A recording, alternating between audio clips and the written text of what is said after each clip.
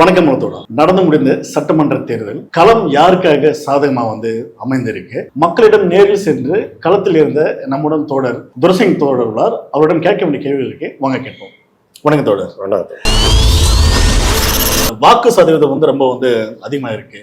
விஜயின் காரணமாக தான் வாக்கு சதவீதம் ரொம்ப அதிகமா இருக்கு. நீங்க களத்துல மக்களை பார்த்திருப்பீங்க, நீங்க எப்படி பாக்குறீங்க?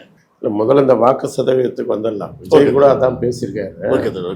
ஆனா உண்மை என்னன்னா அது தப்பு. அது ஆக்சுவலா என்னன்னா, சென்னையிலேயே போன 2021 சட்டமன்ற தேர்தலை விட இந்த தடவை பதிவான வாக்குகள் 48,000 வாக்குகள் குறைவா பதிவாயிருக்கு.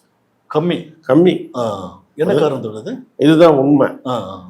இப்போ இது எப்படி இந்த சதவீதம் அதிகமாச்சு? ஆனா சதவீதம் அதிகமாயிருக்கு. எவ்வளோ? 25% மேல பதிவான வாக்குகள் அதிகமாயிருக்கு. 55ல இருந்து 83 ஓடி இருக்குது, 88ல இருந்து. அப்போ இது எப்படி அப்படின்றது எல்லாருக்கும் நிறைய குழப்பம். இதை நம்புறாங்க கூட, ஏதோ அலை அடிச்சு இது பண்ணுச்சு. அப்படி இல்லை. ஒட்டுமொத்தமாவே தமிழ்நாடு முழுக்க வாக்குப்பதிவுகள்ல 25,000, 20லேருந்து 25,000 இன்னும் அதிகாரப்பூர்வமா அறிவிக்கல, குழப்பிட்டு இருக்கிறாங்க. 20லேருந்து 25,000 தான் அவங்க அறிவிக்கிறாங்க. அப்பப்போ இவ்வளவுதான் அதிகமாயிருக்கு. 2001 இருந்து ஒவ்வொரு தேர்தலுக்கும் இது போல எண்ணிக்கை அதிகமாயினே தான் வருது. 20 to 25,000 ஓட்டு புது வாக்காளர்களை சேர்த்து கொஞ்சம் அதிகமாயிட்டு தான் இருந்தே தவிர புதுசா எதுவும் கிடையாது. அப்ப எப்படி சதவீதம் அதிகமாச்சுன்னு சொன்னா, இப்போ மொத்த ஓட்டு 100 ஓட்டுன்னு வச்சுங்க. பதிவான ஓட்டு 50 ஓட்டுன்னா 50%. இது 2024 வரைக்கும் இருந்தது. இப்போ என்ன ஆச்சுன்னா, எஸ்ஐஆர்ல 90 லட்சம் பேரை நீக்கிட்டாங்க. இப்போ 70 லட்சம் பேர்ன்றாங்க. 20 லட்சம் பேர் வந்துச்சா வரலையா அதெல்லாம் இன்னும் காங்கிரீட் வரல. அப்ப நீக்கிட்டாங்க. அப்ப இந்த மொத்த வாக்கு என்பது குறையுது. முன்ன 100க்கு 50, 100 மொத்த வாக்குக்கு 50 பேர் போட்டது போய் இப்போ அது இது 90 பேருக்கு, மொத்த வாக்கு 90 பேர் இல்லை 80 பேருக்கு இந்த 50 ஓட்டு தான் விழுந்திருக்கு. இப்ப சதவீதம் எவ்வளவு ஆகும்? 50% விட கூடுதலா இருக்கு. அப்போ வாக்கு எண்ணிக்கை நமக்கு கம்மி தான். வாக்கு எண்ணிக்கை கம்மி தான். மொத்தத்துல கிராஜுவலா வளர்ந்துருக்குது. 20 to 25,000, 25 லட்சம்ன்றது எப்பவுமே ஒரு தேர்தலுக்கு அதிகமாகிறது தான். ஓகே. இப்போ சமீபத்தில் பார்த்தோன்னா எலெக்ஷன், ஆஃப்டர் எலெக்ஷனுக்கு அப்புறம் பார்த்தோன்னா சோசியல் மீடியாவில் பார்த்தோன்னா இந்த விஜயோட ஃபேன்ஸுங்க பார்த்தோன்னா, ஆனால் என்னால் ஓட்டு போட முடியல, என்னோட ஓட்டே இல்லை, என்னோட ஓட்டை ஆட்டியை போட்டாங்க, இது திமுக சதின்றாங்க. உண்மையாகவே அவங்களுக்கு ஓட்டு கிடைக்காத காரணம் யார்? முக்கியமான காரணம் இல்லை, அதான் இந்த எஸ்ஐஆர் கவனிக்கணும். எஸ்ஐஆர் கவனிக்கணும். எஸ்ஐஆர் இவங்கெல்லாம் அக்கறையை செலுத்தல. ஃபர்ஸ்ட் ஆரம்ப காலத்துல விஜய் கூட பெருசா அக்கறை செலுத்தல. அதுல ஓடி ஓரளவு செஞ்சவங்க திமுக, திமுகவோட அதிமுக தான் நிறைய செஞ்சாங்க. எனக்கு தெரிஞ்சு அதிமுக தான் நிறைய செஞ்சாங்க. அது இவங்க அக்கறை செலுத்தல. இதனுடைய உண்மையான விஷயம் இன்னும் கூட பாத்தீங்கன்னா, சென்னையில ஒரு 9 சட்டமன்ற தொகுதிகள்ல வாக்கு குறைஞ்சிருக்குது. பதிவான வாக்கு குறைஞ்சிருக்குது போன சட்டமன்ற தேர்தலை விட. ஆமா, கம்மி. ஆனா சதவீதம் அதிகம். அப்போ எஸ்ஐஆர்ல எவ்வளவு வாக்குகள் நீக்கப்பட்டிருக்கு, அங்க உண்மையிலே எவ்வளவு பேர் இறந்தவங்க, குடி மாறினவங்க, இதெல்லாம் இனிமேல் தான் தெரியும். யாருக்கு வாக்கு கிடைக்கலன்னு சொல்றாங்கல்ல, இதை வச்சுதான் அதை இனிமேல் நம்ம புரிஞ்சு கொள்ள முடியும். அதை கூட யார் தொகுத்து கொடுக்க போறாங்கன்னு கூட தெரியல.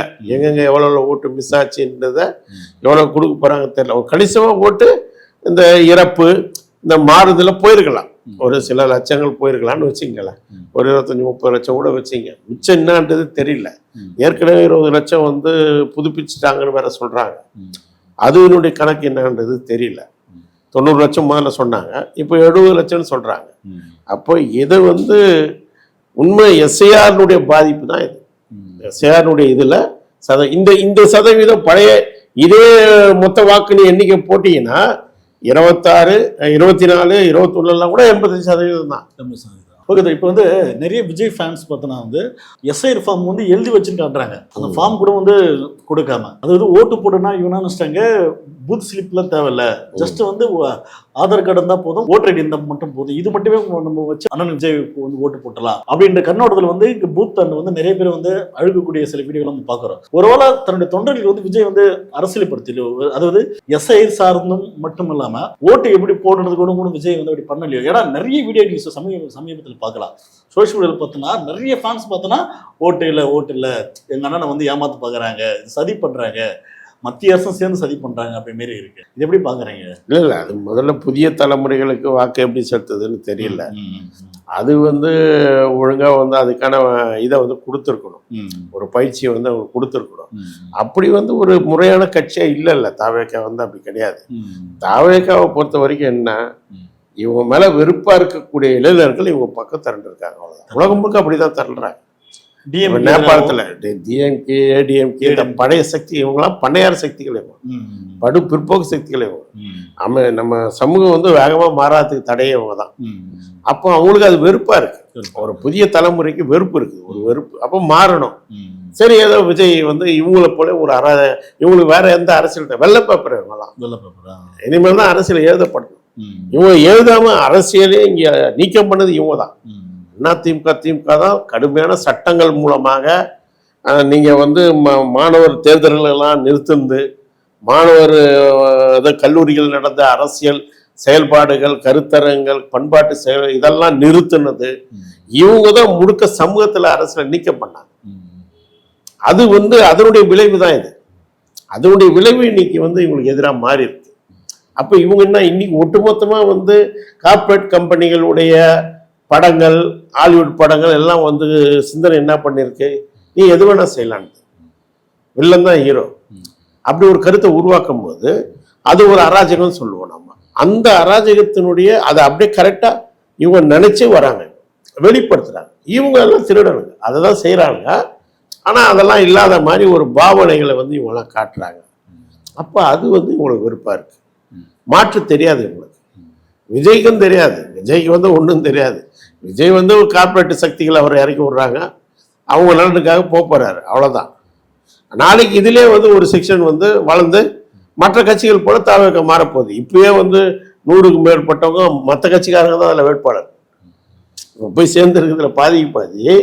மற்ற கட்சி ஏற்கனவே இருக்கிற அரசியல் இதை பொழுது போன இந்த படைப்பாத கட்சிகளுடைய ஆட்கள் தான் போய் அது பாதிக்கு பாதி வந்து வேட்பாளர்களாக நிற்கிறாங்க. நாளைக்கு அந்த கட்சியுடைய தன்மை கூட இவங்க மாற்றுவாங்க. இது போல ஒரு கட்சியாக தான் அது மாறும். ஆனா அந்த இளையவர்கள் இருக்காங்கல்ல, அவங்களுக்கு வெள்ளை பேப்பர் ஆகும். இவங்க சொல்ற அரசியல் அவங்க கேட்க தேவையில்லை. ஏன்னா இவங்களும் ஏமாத்துறாங்கன்னு அவங்களுக்கு தெரியுது. அது நீ தமிழ் தேசியம் பேசினாலும் சரி, நீ எது பேசினாலும் சரி, நீ ஏமாத்துற அப்படின்னு காது குத்து கூட கேட்க தயார் கிடையாது. 50 வருஷமா நீ என்ன பண்ண அப்படின்னு அவங்களுக்கு எந்த கொள்கையும் இல்லை. நீ என்ன பண்ண, நீ இந்த தப்பு பண்ண. அப்ப இவர்களுடைய தவறை தான் அவங்க மூலதனமா வைக்கிறாங்க. இந்த தேர்தலில் அவங்க மூலதனமா வச்சிருக்கிறது இவர்கள் எல்லாம் தவறானவர்கள், இவர்களுடைய தவறுகள் தான். அதனால இவங்க எதுவுமே இவங்க கேட்க முடியல. அதுதான் பிரச்சனை. அந்த மூலதனத்தின் அடிப்படையில் தான் இவங்க வராங்க. வெறுப்பு இவங்க மேல மாற்றி போடு, அவ்வளவுதான். ஓகே, இப்போ வந்து பஸ் வசதி இல்லாமல் நிறைய கூட்டம் வந்து நிறைய பஸ் ஸ்டாண்ட் வந்து பார்த்ததா வந்து அதேமாரி அது எந்த எலெக்ஷனும் இல்லாமல் இந்த எலெக்ஷன் அவ்வளோ பேர் கூட்டம். அதாவது ஃபாரின்லேருந்து நிறைய பேர்லாம் வந்தாங்க, 25 லட்சம் பேர் வந்தாங்க கடந்த ஒரு 100 நாட்கள்ல அவ்வளோ கூட்டங்கள். இது வந்து ஏதோ ஒரு மாற்றத்துக்கான வந்து அரசியல். ஸோ உண்மையே விஜயோட அரசியல் இந்த முறை பெரும் மாற்றத்தை வந்து உருவாக்குமா? இல்லை உருவாக்கம் ஒரு பாத்திரம் வருது. என்ன வந்துன்னா ஒரு நான் முதல்ல இருந்தே முடியுமா வெற்றி பெறும் முதலமைச்சரா ஒரே அதெல்லாம் முடியாது. நான் முதல்ல இருந்தே சொல்லிட்டு இருக்கிறேன். நம்ம ஒரு 3 நாள் காணொலி போட்டுட்டோம். ஃபர்ஸ்ட்ல இருந்து நான் விஜய் வரவேற்றேன். ஏன்னா ஃபர்ஸ்ட் பிஜேபியினுடைய கனவு தவிடுபடியாச்சு. ஒண்ணு. 2வது இளையவர்களை அரசியல் கொண்டு வந்தது. இல்லைன்னா இந்த இவ்வளவு இளையவர்கள் வந்து அரசியல் நம்ம இதுல ஈடுபடுது. அப்பெல்லாம் முக்கியமான காலகட்டங்கள்ல, அந்த காலகட்டங்கள்ல கம்யூனிஸ்ட் கட்சி, அப்போ தொடக்க கால திமுக அப்படி இருந்தாங்க. அந்த காலகட்டம் வேற. அது 70களோட முடிஞ்சு போகுது. 70களோட 80களோட முடிஞ்சு போச்சு. அதுக்கு பிறகு அப்படிலாம் இளையவர்கள் அரசியல்ல தீவிரமாக ஈடுபட்டதெல்லாம் கிடையாது. இப்போ இளையவர்களை வந்து கொண்டு வந்தது இது வந்து ஒரு சிறப்பம்சம்.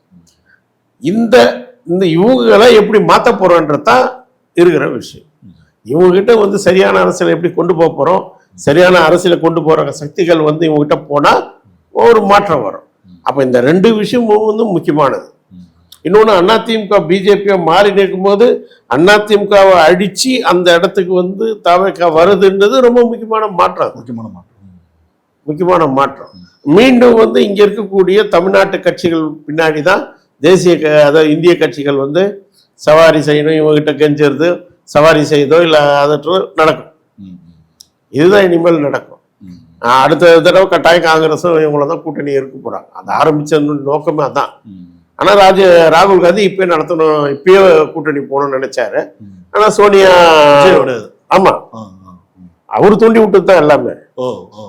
ராகுல் தூண்டி விட்டது தான் எல்லாமே. ராகுல் வந்து அந்த இன்னொரு பிரவீன் காந்தி அனுபவம் அவங்களுடைய இதுல இருந்து அவருக்கு ஒரு டீம் இருக்குல்ல, அவங்க சொல்றதுல இருந்து போகணும்னு தான் அவங்களுடைய திட்டம். ஆனா வந்து சோனியா காந்தி அந்த இவரும் அவன் தலைவரும் ஒத்துக்காம கடைசி நேரத்தில் திமுகவோட சிதம்பரத்தை வச்சு பேசி முடிச்சாங்க. ராகுல் வந்து இப்ப டிஎம்கேவோட கூட்டணி போகாம இருக்கிறதுக்கு காரணம் என்ன? மேபி அவங்களுக்கு தேவையான சீட்டு தரல, அதனாலயோ? இல்ல முன்னாடியே அவங்களுக்கு உடன்பாடு கிடையாது. அது என்ன விஷயம்னா 2-3 விஷயங்கள் இருக்கு. ஒண்ணு, இவங்க பிஜேபியோட இருக்கக்கூடிய நெருக்கம், திரைமறைவான நெருக்கம், அந்த பேச்சுவார்த்தைகள்லாம் அவங்களுக்கு தெரியுது, அந்த உறவுகள்லாம் அவங்களுக்கு தெரியுது. அப்புறம் இவங்க உறுதியாக இருக்க மாட்டாங்க அப்படின்னு அவங்க நினைக்கிறாங்க. அடுத்தது இன்னொரு ஆல்டர்னேட்டிவா கொண்டு வரணும். முன்ன அதிமுக கிட்ட இருந்த மாதிரி ஒரு கூட்டணி வந்து நமக்கு தேவை. அப்போ விஜயை கொண்டு வந்தா நாம இன்னும் அதிக சீட்டுகள் வந்து ஜெயிக்கலாம். இவன் 10 சீட்டு தான் எம்பி சீட்டு கொடுக்குறாங்க. முன்ன எம்ஜிஆர் காலத்துலாம் 22 சீட்டு நிற்பாங்க. எம்ஜிஆர் இருக்கும்போது 22 சீட் நிற்பாங்க காங்கிரஸ், 60 எம்எல்ஏக்கள் நிற்பாங்க, எதிர்கட்சியாகவே இருந்திருக்கிறாங்க காங்கிரஸ். அப்போ அதெல்லாம் வந்து திமுக கிட்ட அந்த அளவுக்கு முடியல. அப்போ வந்து விஜய் மூலமா அது வந்து சாத்தியம் அப்படின்னு அவங்க நினைக்கிறாங்க. இப்போ வந்து விஜய் வந்து ஊழலை வந்து ஒழிப்பேன் அப்படின்றாரு, நிறைய விஷயங்கள் நம்ம புது மாற்றங்களை பண்ண விட்டாரு. ஆனா விஜயோட ஆட்கள் இருக்காங்கல்ல, வேட்பாளர்கள் பார்த்தோன்னா எல்லாரும் பார்த்தோன்னா இதே ஒரு குற்றப்பின்னல் தான் உள்ள வராங்க. அதாவது பார்த்தோன்னா ஏன் ஏடிஎம்ல இருந்து சில ஆட்களை கூட உள்ள கொண்டு வராங்க. அடிமட்ட தொண்டனுக்கு வந்து புதுசா பொறுப்பு எதுவும் பெருசா பதவி தெரியல. ஆனா இதெல்லாம் பார்க்காம இன்னைக்கு இருக்கிற ஒரு யங்ஸ்டர்ஸ் இருக்காங்களே, இந்த ஜென்சி கிட்ஸ்ன்னு சொல்லுவாங்க, இவங்க வந்து கண்மூடித்தனமா விஜய் விஜய் அப்படி மாரி ஆதரிக்கிறாங்கல்ல. இதை எப்படி பாக்குறீங்க? கவர்ச்சி தான். இது வந்து இப்படி ஒரு கவர்ச்சியோட வந்தா மேபி இது வந்து வருங்காலத்துக்கு இது ஒரு நல்ல ஒரு எடுத்துக்காட்டா இது ஆகுமா? இல்ல ஆகாது. அது வந்து எப்படின்னா ரெண்டா கூட பார்க்கலாம். ஒண்ணு இப்போ வர அந்த அரசியல் மோதல்கள் இருக்கு இல்லையா, அதன் மூலம் ஒரு அரசியல் பெறக்கூடிய ஒரு செக்ஷன் உருவாகும். இன்னொரு செக்ஷனுக்கு இவங்க மற்ற அரசியல்வாதி போல கரப்ட் ஆகும். புரியுதுங்களா? ஒரு செக்ஷன் வந்து அப்படியே இருந்துன்னு இருப்பாங்க, இந்த எம்ஜிஆருக்கு இருப்பாங்கல்ல அப்படி. இப்போ எம்ஜிஆரும் விஜயகாந்துக்கும் இருக்கிற விஷயம் என்னன்னா, அவங்க ரசிகர் மன்றத்தை முதல்ல கொண்டு வந்தாங்க. அதுக்கப்புறம் தான் மற்ற அரசியல்வாதிகள் அவங்களெல்லாம் வந்து அவங்க ஆட் பண்ணது. அவங்க ரசிகர் மன்றத்தை சேர்ந்த கொண்டு வந்தாங்க. ஆனால் அவங்க சினிமாவில் ஒரு அரசியல் இருந்தது, வர்க்க அரசியல் இருந்தது. ஒடுக்கப்பட்ட மக்களுக்கான ஒரு அரசியல் வந்து அவங்க எல்லா சிந்தனைக்கும் இருக்கும். அவன் ரசிகன் எல்லாமே அந்த வர்க்க சிந்தனை அவனுக்கு இருக்கும், அந்த அரசியல் அவனுக்கு இருக்கும். விஜயகாந்த் ரசிகனுக்கும் அது இருந்தது, எம்ஜிஆர் ரசிகருக்கும் இருந்தது. ஆனால் இவங்க கிட்ட அப்படி கிடையாது. ஏன்னா இவங்க காலகட்ட சினிமாக்களே வேற. இவங்க காலகட்ட சினிமாக்களே முழுக்க அராஜகமா, வில்லனுங்க தான் ஹீரோக்களே. அப்போ ஒரு அராஜகத்தன்மையிலான ஒரு சிந்தனை வந்து உருவாக்கப்பட்டது தான் இன்னைக்கு இவங்ககிட்டயும் இருக்குது, இவங்க எல்லோருக்கிட்டையும் இருக்குது. அது வந்து இந்த ஒரு எலெக்ஷன் மிஞ்சி போனால் இன்னொரு எலெக்ஷன்ல வந்து அது இதுவாகும். ஆனால் வருங்காலத்தில் வந்து அவங்க வந்து சிஎம் ஆகிறதுக்கான வாய்ப்புகள் அதெல்லாம் வந்து கட்டாயம் இருக்கும். ஏன்னா வந்து அந்த ஒரு வேக்கம் நிலவுது. ஓகே, இப்போ வந்து டிஎம்கே ஆதரவு வந்து எந்த அளவு இருக்கு? அது பெரும்பான்மை வெற்றி பெறுவதற்கு வாய்ப்புகள் இருக்கா? இல்லை, அது என்னன்னா வட மாவட்டங்கள்ல வந்து நிறைய அடிபடுது. அவங்க தான் ஸ்ட்ராங். எப்பவுமே இந்த வாட்டி அடிபடுது. யாருக்கு போகுது அது வாக்கு? ஏடிஎம்கே போகுது. ஏடிஎம்கே வந்து ஓட்டா மாறுதா? ஆமா, ஏடிஎம்கே அந்த பெல்ட் இருக்குல்ல, வன்னியர்கள் இது இருக்கு இல்லையா, அவங்க வந்து இருக்குமா வராங்க. பரம்பரையா வந்து திமுக போட்டிருந்த வன்னியர்கள், அப்புறம் இப்போ வந்து சமீபங்களில் போட்ட தலித்துகள், விடுதலை சிறுத்தைகள் சார்ந்து போட்ட தலித்துகள், இவங்க 2 பேருமே வந்து விஜய்க்கு நகர்றதுனால அதிமுக அது சாதகமாகும். அதே போலதான் சென்னை. அப்ப இந்த இழப்பை வந்து அவங்க வந்து மேற்களையும் தெற்களையும் வந்து எடுக்கிறதுக்கான வாய்ப்புகள் இருக்கு. அங்கேயும் விஜயனுடைய இது வந்து இருக்குது. உண்மையிலே வடக்குல விஜயனுடைய இது கம்மிதான். அதிமுகவுக்கு கொஞ்சம் வேற அவங்களுடைய ரோல் இருக்குது.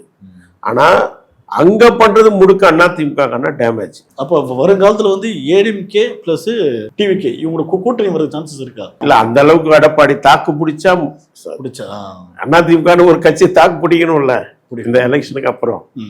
அது தாக்கு பிடிச்சா அது இது இருக்கு, இல்லைன்னா வந்து கஷ்டம்தான். அவன் டிவிக்கே வந்து வேற ஆட்களை சேர்த்துப்பாங்க. நான் காங்கிரஸ் சேருவாங்க, காங்கிரஸ் இல்லைன்னா பிஜேபி சேருவாங்க. அது ஏதோ வந்து அது சேர்ந்துப்பாங்க.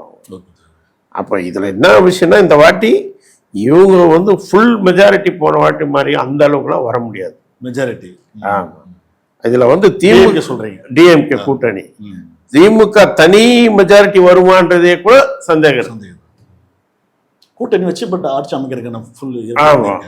கட்டாயம் திமுக கூட்டணி தான் ஆட்சி அமைக்கும், பெரும்பான்மை வரும்.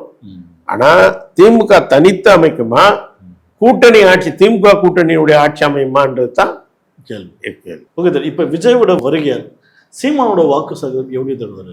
ஆமா, அடிபடுது. பெரும்பாலும் ஃபர்ஸ்ட் வந்து அதிமுக பிஜேபியினுடைய வாக்கு அதிகமா எடுக்கிறாங்க. அடுத்து வந்து திமுக சீமான். திருமாவோட வாக்கு அதுவும் அடிபடுது. எல்லார் வாக்கு வந்து செது. அப்போ வந்து இப்போ இந்த எலெக்ஷன் வந்து விஜயோட ரோல் பார்த்தோன்னா ஓட்டை பிரிக்கிறதுன்னு வேலை தான். ஆமா, அதான் ஸ்பாய்லர்னு சொல்லுவாங்கல்ல, அந்த இதுதான் வந்து முக்கியமானது. ஓகே சார், இப்போ வந்து திருப்பரங்குன்றம் இஷ்யூ அது தொட்டு பார்த்தோன்னா இன்னும் பார்த்தோன்னா இந்த பிஜேபி சார்ந்த சில விஷயங்கள் வந்து விஜய் வந்து எதிர்த்து பெரும்பாலும் வந்து பேசிக்கிட்டு மௌனம் காக்கிற ஒரு வேலையாக இருக்கு. இப்போ எப்படி பார்க்கப்படுதுன்னா விஜய் வந்து பிஜேபியோட பி டீமோ அப்படின்ற மாரி பார்க்கப்படுது. மேபி அப்படி பார்த்தாலும் அப்போ விஜயால் தான் வந்து தமிழ்நாட்டில் ஓட்டை பிரித்து டிஎம்கே வந்து ஒரு அடி வாங்குறதுக்கோ அப்படி ஒரு ஏற்பாடு பண்ணியிருக்காங்களோ மேபி அப்படி ஒரு சந்தேகம் மேபி உங்களுக்கு தோணுதா? அது எப்படி பார்க்குறது? இல்லை அப்படி இல்லை தொடருது. அது எல்லாரும் மாறி மாறி பயன்படுத்துவாங்க. இவங்க எல்லாமே கார்பரேட் நலனுக்கு தான் வந்துக்கிறாங்க. யார் வேணா எங்க வேணா போவாங்க. அது அப்படித்தானே போயின்னு இருக்கிறாங்க. என்ன, ஏன்னா அதான் கொள்கை. இவங்களுக்கு இருக்கிற ஒரு கொள்கை கார்பரேட்டு. அவங்களுக்கு ஒவ்வொருத்தரும் ஒரு கொள்கையை பேசிப்பாங்க. அவங்க இந்துத்துவா பேசுவாங்க, இவங்க திராவிடம் பேசுவாங்க, சீமான் வந்து தமிழ் தேசியம் பேசுவாரு, மற்றவங்க தலித்தி. ஆனா இவங்க எல்லாமே வந்து தனியார் கார்பரேட்டுகளுக்கான இதை வந்து கொடுக்குறவங்க தான். அப்ப இவங்க வரும்போதே ஒரு கார்பரேட் தான். யாரு? நம்ம விஜய் ஒரு கார்பரேட்டினுடைய தயாரிப்பு தான். அவருக்கு சில லாபி இருக்கு. சில லாபி வந்து முக்கியமாக ஃபர்ஸ்ட் கிறித்துவ லாபி இருந்தது. இன்னும் அது விரிவடையுது. இன்னும் அடுத்தது ஒரு நல்லா விரிவடையும். அதனால வந்து அவரும் கொஞ்சம் இனிமேல் வந்து பேரம் பேசுவார். அவர் வந்து கட்டாயம் பேரம் பேசுவார். அதாவது நீங்க முன்ன வந்து இவரை வந்து கரூரை வச்சு மிரட்ட மாதிரி இப்போ அந்த அளவுக்கு மிரட்ட முடியாது. அவரும் மற்ற கட்சிகள் மாதிரி ஓரளவு விட்டு கொடுப்பா, ஓரளவுக்கு மேலே. ஆனால் எடப்பாடியே வந்து ஒரு கட்டத்துக்கு மேலே கேட்கலாம். எடப்பாடி சொன்னது தானே செஞ்சிருக்காரு. அது மாதிரி வந்து விஜயம் பண்ணுவார். ஏன்னா அவங்களுக்கு ஒரு கணிசமான ஒரு வாக்கு, கட்டாயம் 20% வந்து வாக்கு வரும் அப்படின்னு சொல்றாங்க. 20% மேல. இது விஜயகாந்தை விட இது அதிகம். இது வரைக்கும் யாரும் வாங்காது. அப்போ வந்து இது வந்து ஒரு புதிய வந்து இது வந்து உருவாக்குது. 20% மேல வாக்குன்றது வந்து பெரிய விஷயம். நடுவில் வந்து அந்த பிஜேபியோட கூட்டணின்னு ஒரு மாசம் கூத்தடிச்சு அடிக்கலைன்னா இன்னும் கூட வந்து 25-30% வாக்குகளை வந்து ஈஸியா பெற்றுக்க முடியும். அது வந்து ஒரு நியூட்ரலான ஆட்களுடைய ஓட்டு வந்து அது நின்று போச்சு. ஒரு நம்பகத்தன்மையை வந்து அது உருவாக்குச்சு. அது வந்து உருவாக்குனதுனால அந்த வாக்குகள் வந்து மாறல. அதான் சமீபத்தில் பார்த்தீங்கன்னா ஒரு படம் கூட வந்து ரிலீஸ் பண்ணிட்டாங்க ஆன்லைன் சோஷியல் மீடியாவில் வந்துச்சு. உண்மையாகவே இது யாரோட சதியா இருக்கும் அந்த படம் வெளியே வந்திருக்காரு? இல்ல அது வந்து பூர்வ முதலாளிகளுடைய விஜய் சார்ந்த டீமோ அவங்களே மேபி இதை வந்து ஒரு மார்க்கெட்டிங் பண்ணியிருப்பாங்களா, இல்லை வந்து பிஜேபி சென்சார் மூலமா வந்து பண்ணியிருப்பாங்களா? இல்ல இது வந்து இப்ப விஜயை வந்து படம் ரிலீஸ் பண்ணாம விஜயை முடக்கி வச்சிருக்கிறது நரேந்திர மோடி. நரேந்திர மோடி சரியான வன்மம் முடிச்ச நபர். அவங்க ராகுலோட அவங்க வச்ச உறவுகள் எல்லாமே அந்த ஆளுக்கு வன்மம் தான். எப்படி சசிகலா தினகரனை வந்து நாசம் பண்ண மாதிரி விஜயை கூட நாசம் பண்ணணும்னு நினைக்கக்கூடிய ஆள் தான் வந்து நரேந்திர மோடி. இப்போ விஜய்க்கு வர செல்வாக்கு அதனால வந்து அவங்க வந்து அடக்கி வாசிக்கிறாங்க, அவங்க பயன்படுத்திக்க பார்க்குறாங்க, அவ்வளோதான். அப்படி இல்லைன்னு சொன்னா விஜய் வந்து ஒரு வழி ஆக்கியிருப்பாங்க. ராகுலோட உறவு வந்து அவங்க நரேந்திர மோடி விரும்பல. அதுதான் ஜனநாயகம் வந்து படம் வராமல் போனதுக்கு காரணம். ஏன்னா அந்த படம் வந்ததுன்னு சொன்னால் அது வந்து நிறைய வந்து இவங்களுக்கு ஆதரவு வந்து கிளப்பி விடணும்னு அவங்க பார்க்குறாங்க. அது ஒரு எல்லைக்குள்ளே கட்டுப்படுத்தணும்னு நினைக்கிறாங்க. ஆனால் அதெல்லாம் எல்லாம் மீறி தான் இருக்கு.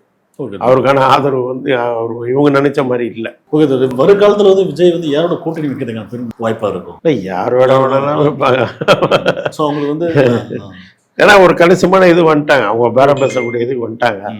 அவங்களோட யார் கூட்டணி வைக்கிறதுன்றது தான் இப்போ. அவங்க யாரோட கூட்டணின்றது இல்லை, அவங்களோட இப்போ யார் கூட்டணி வைக்கிறதுன்றதுக்கு வந்துடுவாங்க. அப்ப இந்த முறை கூட்டணி வைக்காத நிறைய பேர் கூட்டணி வைக்காம போனதுக்கு காரணம் முழுக்க காரணம் விஜய் அவர்கள் டீமே வந்து அவாய்ட் பண்ணிட்டாங்களா, இல்ல யாரும் வரலையா கூட்டணி வைக்கிறது? வரல. அதாவது ஏன்னா திட்டவட்டமா வந்து டிஎம்கேயோட போனா ஜெயிச்சிடலான்ற ஒரு தன்மை தான் இது வரைக்கும் எல்லாருக்கும் வந்துருக்கு. அப்ப அப்படி இருக்கும்போது அவங்களாம் வர தயார் இல்லை. அப்ப இந்த முறை ஓட்டை பார்த்துட்டு தான் அடுத்த முறை வர சான்ஸ். ஆமா, அடுத்த வாட்டி திமுக கூட்டணியில் பாதி பேர் அங்க போகலாம். ஆமா, ஏன்னா விஜய்க்குன்னு இவ்வளவு ஒரு வாக்கு சாதனை வந்திருக்கு, கண்டிப்பா நம்ம ஜெயிக்கலான்னு ஒரு வாய்ப்பு வரும். ஓகே தோழி. இப்ப சமீப காலமா அரசியலை பார்க்கும்போது விஜய் இன்னும் வந்து அரசியல் வந்து முதிர்ச்சி அடையலோ அப்படின்னு மாரி நிறைய பேர் பேசும் பொருளா இருக்கு. அது எப்படி பாக்குறீங்க? இல்ல, நான் என்ன நினைக்கிறேன்னா, இவங்க இந்த அரசியல் பேசத சொல்றாங்கல்ல, இவங்களாவே அப்படிப்பட்ட ஆட்கள் தான். இப்போ உதாரணத்துக்கு சீமான இல்ல, இப்ப சீமான எடுத்துக்கோங்க. சீமான என்ன அறிவுபூர்வமா பேசுற சொல்லும், பொய்யா பேசிட்டு இருக்க, அடிக்கிற பொய் அது இல்லை. ஆனா அவன் கொள்கை ரீதியா அவங்ககிட்ட கூட்டம் இருக்கதான் சொல்றாங்க. அவன் பேசுற பொய்யெல்லாம் வந்து அது பொய் உண்மை கூட தெரிஞ்சிக்க முடியாம விசில் அடிக்க செய்கிற கூட்டம் தானே அது. ஆமா ஆமா, விசில் அடிக்கிற கூட்டமா தானே. ஆனா இவங்க பிராங்கா இருக்காங்க. அவன் என்கிட்ட இல்லை, நாங்க நினைக்கிறத பேசுறோம், இது ஓப்பன். இவனுங்க ஏமாத்துறானு, இவங்க அடிப்படையில் அப்படிதான் ஏமாற்றுவார்கள். இவர்கள் கொள்கையை பேசி ஏமாற்றுவார்கள். திராவிடம் பேசுறாங்க, கிராமத்துல தானே சனாதனமே இருக்கு. என்ன பண்ணிருக்காங்க? அந்த திராவிடம் பேசுறவன் எவ்வளவு அறிவுஜீவிகளா நிறைய பேர் இருக்கிறான். ஏன்னா கிராமத்தை 70 வருஷமா மாத்தல கேட்கலாம்ல. கல்வி ஏத்துங்க, கல்வி எவ்வளோ கஷ்டம் நமக்கு, எவ்வளோ. அதாவது கடை மேல கடன், வட்டி கட்ட முடியல, கல்வித்துக்கும் மருத்துவத்துக்கும் நம்ம வாழ்க்கையே போதில்லை. ஆனால் இது வந்து 100 வருஷத்துக்கு முன்னாடியே எல்லாம் உலகத்தில் பல நாடுகளில் வந்து அரசை ஏற்றுக்குச்சு இல்லை. ஆனால் இவன் என்ன பண்ணுறானுங்க, 70 வருஷமா மதிய உணவு, அப்புறம் சத்து உணவு, அப்புறம் 1 முட்டை, அப்புறம் 2 முட்டை, 70 வருஷம் கழிச்சு இப்போ தான் காலை உணவுக்கு வந்துக்கிறாங்க. எப்போ நீ இலவச கல்வியாக்கி உறவிட பள்ளி கொண்டு வந்து எல்லாருக்கும் கல்வி எப்போ கொடுக்க போற? புரியுதுங்களா? ஆனால் இந்த செக்ஷன் அதை கேட்க மாட்டான். இப்பயே அப்படியே வளர்த்து அப்படியே எல்லா கல்வியில வந்து எல்லாம் வந்து கீழ்ச்ச மாதிரி பேசுறான். ஆனா உண்மையில இது யாருக்கு பாதிப்பு? நாம வறுமை இன்னைக்கு வந்து சாப்பாடு இல்லாதனால வறுமை இல்லை தோழர், சாப்பாடு இல்லாதனால நமக்கு வறுமை இல்லை. நம்முடைய வறுமை இன்னைக்கு கல்வியினாலும் மருத்துவத்துக்கு செலவு பண்றதுனால வறுமை. இதுதான் வறுமை இன்னைக்கு அதிகப்படியா. ஆமா, இதுதானே செலவழிக்கிறோம். இதுக்குதான் கடை வாங்குறோம், நகை வைக்கிறோம், நிலம் வைக்கிறோம், சொத்தை விற்கிறோம். அப்ப நம்ம வாழ்க்கையே வந்து கந்து வட்டிக்காரனுக்கும் இஎம்ஐ காரனுக்கும் பயந்துக்கிட்டு ஓடுறதானே இருக்குது. இது என்ன, இது இவங்களாம் கேட்கறானுங்களா? இவங்களாம் எதனா கேட்கறாங்களா? கேட்க மாட்டாங்க. நம்ம 40-45 வருஷமா பேசிட்டு இருக்கிறோம், இவங்களுக்கு தெரியாது கிடையாது. சீமானே நாங்கள் வச்ச முழக்கத்தை தான் திருடி வச்சுட்டு இருக்கிறோம். நாங்கள் 82 வச்ச முழக்கம் முற்போக்கு மாணவர் சங்கம்னு சொல்லி, ஆரம்ப கல்வி முதல் ஆராய்ச்சி கல்வி வரை இலவச கல்வி, தாய்மொழி கல்வி, அதை தான் திருடிய சீமா வச்சுன்னு. அப்போ இவங்க உண்மையில் இவங்களுக்கு அக்கறை கிடையாது. ஆனால் இந்த வெள்ளை பேப்பர்கள்கிட்ட நம்ம பேச முடியாது. இவங்க கேட்க மாட்டாங்க. இவங்க ஏமாத்துறோம், தெரிஞ்சு ஏமாத்துறோம். இவங்க எப்ப பாரு உத்தரப்பிரதேச பீகாரையும் பேசிட்டு இருப்பான். நாம உலகில் வந்து பல நாடுகள்ல இது இருக்குதுடா அப்படின்னு சொல்றோம். 100 வருஷமா இருக்கு. அதுவும் இவங்க நம்ம அந்த நாட்டை போல ஆகணும், நம்ம ஸ்காண்டினேவிய நாடுகளை போல நம்ம வளரணும், ஐரோப்பிய நாடுகளை போல வளரணும்ன்றான்னா அங்கெல்லாம் கல்வி மருத்துவம் யார் பண்றான்? முதியோர் பராமரிப்பு யார் பண்றாங்க? அரசு. அதையும் பேச மாட்டேன். அப்போ அதுதான் நம்ம என்ன சொல்றோம்னா, இவங்க வந்து முழுக்க ஏமாத்துறாங்க, அதே வேலை தான் செஞ்சுட்டு இருக்கிறாங்க, இவங்க வெளிப்படையா இருக்கிறாங்க. இவர்கள்கிட்ட நம்ம வந்து என்ன பண்ணணும், சரியான விஷயங்களை முன்கொண்டு போகணும். இந்த சமூகத்தை முன்னோக்கி நகர்த்தணும்னு நினைக்கக்கூடிய அறிவியலர்கள் எல்லாம் இவர்களுக்கு இந்த கருத்துக்களை கொண்டு போகணும். இவங்க வெள்ளை பேப்பர் விஜய் வந்து கேட்குறாரா இல்லையான்றது இங்கே பிரச்சனை கிடையவே கிடையாது. ஆனால் இந்த வெள்ளை பேப்பர்கள் நம்ம கேட்க வைக்க முடியும். நீ பெரியாரை ஏற்றுட்டு இருக்கிற, அம்பேத்கரை ஏற்றுட்டு இருக்கிற, இவங்கள பேசுகிற, அவங்கள பேசுகிற, அவங்க என்ன சொன்னாங்க, அவங்க இதெல்லாம் சொல்லியிருக்கிறாங்க, நம்ம இதெல்லாம் செய்ய வேணாவா அப்படின்னு பேச முடியும். அவங்ககிட்ட கேட்க முடியும் இல்லையா? அதுதான் வந்து நமக்கு தேவை. அப்போ நான் என்ன நினைக்கிறேன்னா, இந்த சக்திகளை விட இந்த சக்திகள் வந்து நம்ம சமூக முன்னேற்றத்துக்கு ரொம்ப அவசியமான சக்திகள். இளையோர்கள் இவங்க வெள்ளை பேப்பராக இருக்கிறவங்களும் நம்ம மாற்றி ஏதணும், அவ்வளோதான். விஜய் வந்து ஏற்கனவே இருக்கிற அரசியல்வாதிகளுக்கும் விஜய்க்கும் மிகப்பெரிய வேறுபாடுலாம் கிடையாது. அவ்வளோதான், ஒரே மாதிரி தான், அவ்வளோதான். வேறு விஜய் அவ்வளோதான். ஆனால் அவங்ககிட்ட இருக்கிற சக்திகள் புதிய சக்திகள், யாரும் திரட்டாத சக்திகள். அதை நாம் என்ன பண்ண போகிறோம் அப்படின்றது தான் உண்மையான ஜனநாயகத்து மேலே அக்கறை உள்ளவங்களும் இந்த சமூக மாற்றத்து மேலே அக்கறை உள்ளவங்களும் கவனம் செலுத்த வேண்டிய விஷயம். இல்லைன்னா அவங்களையும் இவங்கள போல ஆக்கிடுவாங்க. அந்த அபாயம் நடக்காம நம்ம பார்ப்போம். வருங்காலத்தில் விஜய் வந்து படம் நடிக்க போறதுக்கு சான்சஸ் இருக்குமா தெரியல. இப்போ இருக்கிறத பார்த்தா வாய்ப்பு இருக்காதுன்னு நினைக்கிறேன். வாய்ப்பு இருக்காது. ஆனால் வந்து எதிர்கட்சிகளாக இருக்கும்போது பண்ணுறாங்க. ஆனால் பண்ணுறாங்க, அது பண்ணலாம், ஒரு வேளை பண்ணலாம். அதாவது முதல்வராக அப்படிலாம் மாறும்போது தான் பண்ண மாட்டுறாங்க. எம்ஜிஆர் கூட வந்து முதல்வராக இருக்கும்போது பண்ணல. 80ல் தோத்துடுறாரு. தோத்துட்டு அப்புறம் சட்டசபை எலெக்ஷன் நடக்குது, எம்பி நாடாளுமன்றத்தில் தோத்துடுறாரு. உடனே புக் பண்ணுறாரு. அப்போ யார், ஸ்ரீதேவின்னு நினைக்கிறேன், ஸ்ரீதேவி சுகாசினியும் யாரும் ஒரு 2 படம் புக் பண்ணிடுறாரு. ஜெயிக்க மாட்டோம் சட்டமன்றத்தில் நினச்சிக்கிறார். ஆனால் ஜெயிச்சிடுறாங்க. அதுக்கப்புறம் படம் நடக்கல. அப்போ ஒரு ஆட்சியாக முதல்வர்கள் இருக்கும்போது நடிக்க மாட்டாங்கன்னு நினைக்கிறேன். மற்றபடி எதிர்கட்சிகளாக இருக்கும்போது நடிக்கிறதுக்கு வாய்ப்பு இருக்குது. விஜயகாந்த் நடிச்சாரு, இப்போ கமல் நடிச்சு தானே இருக்கிறார், அரசியல் இருந்துட்டு தானே இருக்கிறார். அது போல் வந்து என்ன பண்ண போகிறான்னு தெரியல. ஏன்னா அவர் முழுமையாக அரசியல் இறங்கி அப்படி இல்லை. இந்த பிரச்சாரத்திலே பார்த்தா ஒரு 8 தடவை பண்ணியிருக்காரு. 8 தடவை தான் பண்ணியிருக்கிறாரு.